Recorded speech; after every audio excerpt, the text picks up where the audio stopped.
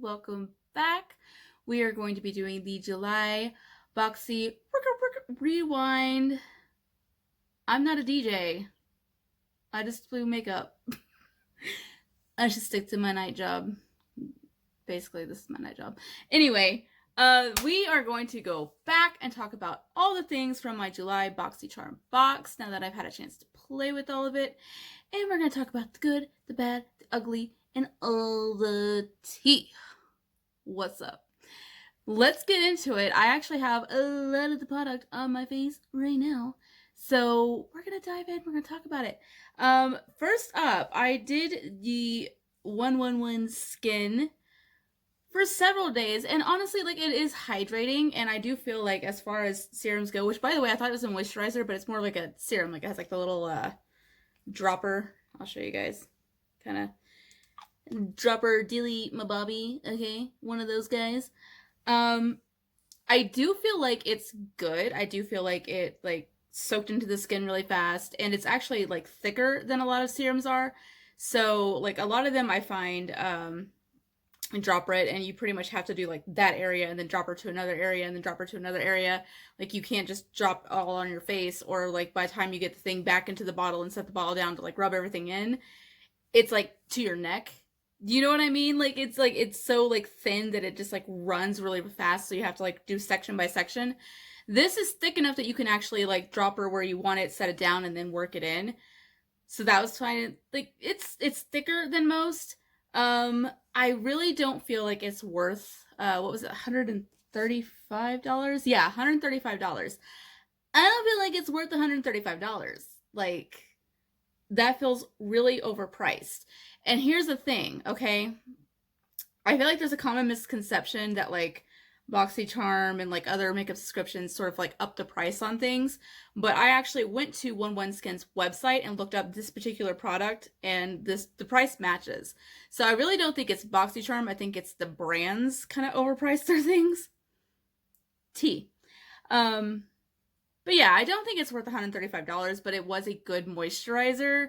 I just feel like $135 is like way overpriced. Like, you can get the same kind of product for like $20 to $30. So no, like, I'm gonna use it, but no. Like, just no, no. $135, out of your mind. Next is the Hourglass Arch Brow Micro Sculpting Pencil. This was for $28. I am wearing it right now. I do like that the tip is sort of angled, so it's easier to kind of go along the brow and kind of brush up a little bit. And then, of course, they did have the, I can't remember what it's called right now. I know the word, but all I can think of is spadoodle, and that ain't it. But for now, we're going to call it the spadoodle. So you can kind of brush through your brow. Spoolie. Spadoodle? Who am I? Anyway, I liked this. I can't really speak to whether it fades or if it comes off easily, because I only wore it for a few hours every time that I wore it, but it is pigmented. It does go on really well, and they did do a good job of matching me to the right color, so I'll give them that. But yeah, I can't really tell you much about this. Like, it's an eyebrow pencil. Do I feel like it's worth $28? No. You can find things at drugstore level that'll perform just as well for like $8 tops. Like, you don't need this. It's not a must. It's not like it's worth the extra money because it's a superior product. No. There's things at drugstore level that work just as well. It's good, but I wouldn't spend $28 for it. Just throwing it out there. Next, we have the Per Cosmetics, and I am just going down the list of like what's listed on the thing here. Not necessarily the order that I unboxed them in. Just in case anyone's wondering why I'm going all over the place. Per Cosmetics Festival 2.0 eyeshadow palette featured here. This retails for $36. I honestly feel like that I was a little skeptical because I was like, $36 for a 12 pan, but like when you think about it, like ABH is 14 pan for $45. So it really isn't that crazy, and it performs well. Like as you can see, it's pigmented. She's pigmented. There is a bit of fallout. As you can see, I tested out a lot of shades in here throughout the last week, just kind of, feeling around, trying them all. I'm thoroughly reviewing, guys. Thoroughly. It is kind of a more neutral toned palette. Like there's a lot of neutrally tones, but there's enough pops in color that you can really create some fun looks with it. So I'm really not mad at this. Like there was a lot of fallout. I'm not going to say like it was perfect. But it was workable, and it's really pigmented, and I really haven't had a whole lot of problems with it. Everything blended really well, so I would say this is a good buy.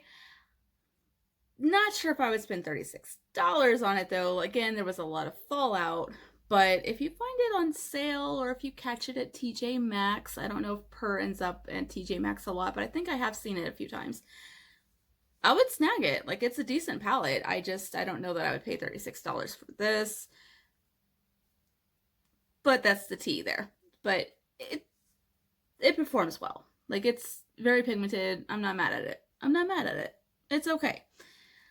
Now the next one honestly is probably my favorite thing out of this entire month's box. Like, and I'm really, like, I have so much skincare that I'm really not that into skincare at the moment because I'm, like, overwhelmed by it pretty much. But the Grace and Stella Under Eye, what are we calling this? Energizing Eye Masks. I really liked these. I'll tell you why. Because I felt fancy. I felt so fancy, y'all. I'm so fancy. You already know. They come in these like cool little sealed packets, and then like the eye bags themselves are kind of like a gold, and they do have kind of like a shimmery thing. But I really like that they're like individually sealed, and like they have all these like fluids in there so they don't dry out. And when you put them on, they actually have like a really nice like kind of cooling effect. And my under eyes felt like really, really nice afterwards. I mean, I got like 4 hours of sleep last night, so I still look a mess today. Nothing was going to change that. But I really liked these, and I really liked the packaging. I felt like these were really, really nice. And they retail for only $21. So for $21, look at the care and the packaging and the like swankiness. Like the outer box is really kind of blah. And so I really didn't know what I was expecting like when I opened it up. But like, for $21, I felt like a freaking queen. So I really, really like these. I would definitely like rebuy this. Like they worked really, really well. And if you're like me and you have a lot of late nights and you need a little oomph in the under eye area sometimes, like these were really nice. Like I really, really, really, really like these. I definitely recommend. I would buy again 100%. So Grace and Stella, check them out because like I kind of want to see like what else they have now because they seem really affordable, and it seems like they put like a lot of care into the packaging and the products. So kind of interested in checking that out. And then the last one was the one that I struggled with saying correctly, and I still really don't know how to say it. So we're going to say Douce again. I don't know if that's how you say it, but it is the Fierce and Fun graphic pen. I am winging it right now with this, and I wore this several times, and I will say it does transfer by the end of the day, which a lot of eyeshadows, a lot of eyeliners do kind of tend to transfer by the end of the day for me, just because like eyes are so oily, and especially when you have hooded eyes, like they kind of just fold up and like things transfer. It happens. But I do have several that are really good about not transferring, so I was kind of disappointed in that. And especially this is $21, Like for $21, I feel like this should perform much better than it did. After wearing it for a full day, I did notice I'd winged it, you know, because if you're gonna do a bold liner, you gotta wing it, right? By the end of the day, it was starting to kind of itch at the corner of my eye a little bit. Like it was kind of bothering my eye. I don't know.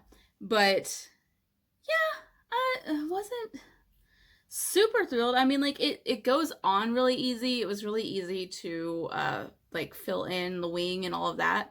Like the tip on it is like really fine points, so it's really easy to work with. But again, kind of transferred by a lot by the end of the day. I mean, like I literally had like another like swoop up here. So not a huge fan, but like it was okay. Like again, that happens a lot with eyeliners, especially for hooded eyes. So I'm not surprised that that happened, but again, there are a lot of brands that don't transfer as bad. So for $21, I would expect it to be a little less transferable. Some is understood, but like when you have like a whole double eyeliner situation going on, like that's a lot. That's a lot. And that wraps that up. That's my thoughts. Now here's my thing, okay? I actually have recently reached out to BoxyCharm to see, I wanted to like see if I could ask some questions, maybe like interview somebody on like what exactly goes on behind the scenes, like how does a brand get into a Boxy, you know, box and all of that. And I heard back like the next day and they sent me a link to do like a collab basically. So I clicked on the link and it was basically to apply to be a brand ambassador, which I don't really feel like is what I was wanting. I went ahead and filled it out because that would be dope.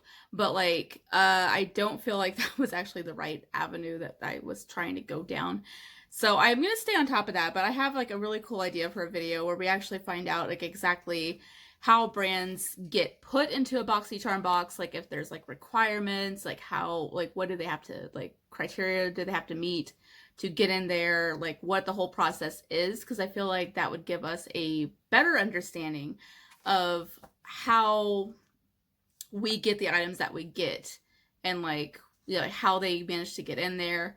Because like I mentioned in my Nomad Cosmetics Studio 54 video, like I had gotten a palette from Nomad Cosmetics in one of my Ipsy boxes and I'd never heard of the brand, and they're just another indie brand like any other indie brand that's out there. So obviously indie brands can get their product put into these boxes, and I want to find out like exactly how one goes about doing that, because I feel like that's valuable information that some of my indie brand friends might want to know, you know? So I'm going to stay on top of that if they reach back, because I really honestly don't expect to be made a brand ambassador. It would be freaking dope if I was. Don't get me wrong. Like cross your fingers for me, send positive vibes.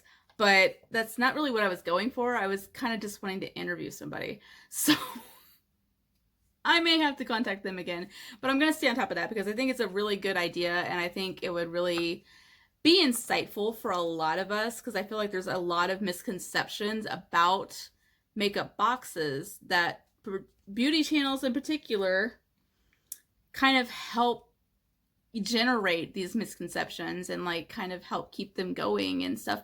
So I want to get to the bottom of it. I want the nitty gritty. I want to know exactly like how these things come about, because like I mentioned with like the 111, I went to their website and looked at the price and it was the exact same price. So I don't think Boxy sets the prices. I think whenever these brands put in to be included in boxes that they have to provide the value for that, but I would like confirmation that that's exactly what happens.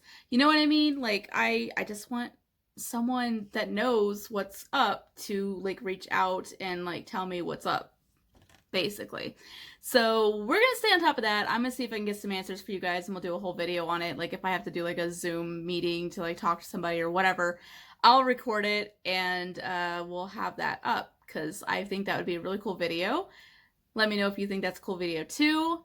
And that's all I've got for now. I'll see you guys in the next one. Love you so much.